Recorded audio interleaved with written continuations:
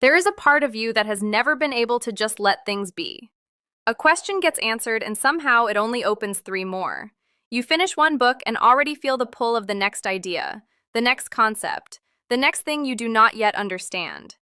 Most people around you seem comfortable not knowing, and you have never quite understood how they do that.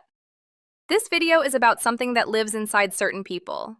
A kind of restlessness that looks like curiosity from the outside, but feels like hunger from the inside. If any part of you recognizes what I just described, stay with me. The first sign is that silence makes you think louder than noise ever could. When everything around you goes quiet, your mind does the opposite. It does not rest. It begins. You start connecting things that have no obvious connection. You revisit conversations from 3 years ago and suddenly understand them differently.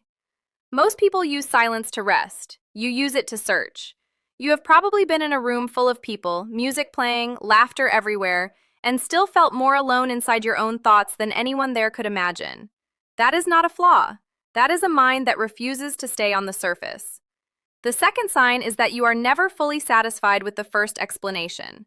Someone gives you an answer, and instead of feeling settled, you feel a small resistance. Something in you asks, but why? And then why again? And then why beneath that? You are not trying to be difficult. You genuinely cannot stop at the layer everyone else seems comfortable with. You need to understand the root, not just the result. You have probably frustrated people without meaning to, simply by asking one question too many. But the truth is, you were never trying to challenge them. You were just trying to reach something real. The third sign is that you feel a strange grief when you realize you will never know everything. There is a specific kind of sadness that hits you sometimes. Not a sadness about your life exactly, but about all the books you will never read, all the subjects you will never master, all the conversations you will never have with people who have already left this world. You are aware of your own limits in a way that most people never think about, and that awareness carries weight. You have probably stood in a library or scrolled through thousands of articles and felt both inspired and quietly devastated at the same time. That feeling is not strange. It is what happens when a searching mind brushes up against the edges of time. The fourth sign is that your best ideas come when you are supposed to be doing something else.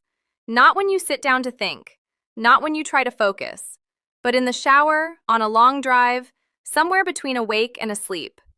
Your mind does not follow schedules. It works on its own timeline. You have probably grabbed your phone at midnight to write down something that felt too important to lose. An idea, a connection, a sentence you needed to remember. The searching never really stops. It just changes location. The fifth sign is that you are drawn to people who make you think, not just people who make you comfortable. Small talk drains you in a way that is hard to explain. It is not that you are antisocial. It is that your mind needs something to hold on to in a conversation. You want to talk about what keeps people up at night, what they believe and why, what changed them, what they are still trying to figure out.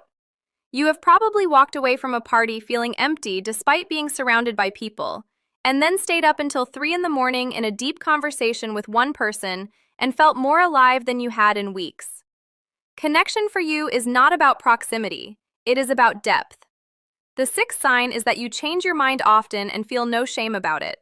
Where others see inconsistency, you see growth.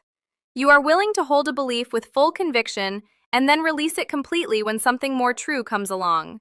You do not cling to being right, you cling to getting closer to right. People may have called you indecisive or contradictory, but what they were really seeing was a mind that refuses to stop learning. You update yourself the way most people are afraid to, because most people have confused their opinions with their identity. You never made that mistake. The seventh sign is that you have always felt like you were searching for something you cannot name. Not a person, not a place, not even a specific answer, just something. A feeling of arrival that never quite comes. You reach a goal, and instead of feeling complete, you feel the pull of the next horizon almost immediately. Some people have called this restlessness. Some have called it ambition. But you know it is neither. It is something older than both. A deep, quiet need to understand. To find meaning in things that most people walk past without a second glance. You are not running from something. You are moving towards something you have not found yet. And that searching, as exhausting as it sometimes feels, is the most alive part of who you are. A mind that never stops searching is not a burden. It is a rare and quiet kind of courage. The world needs people who cannot leave things unexplored, who feel the weight of unanswered questions, who keep going deeper when everyone else has stopped. That is you. And that has always been you.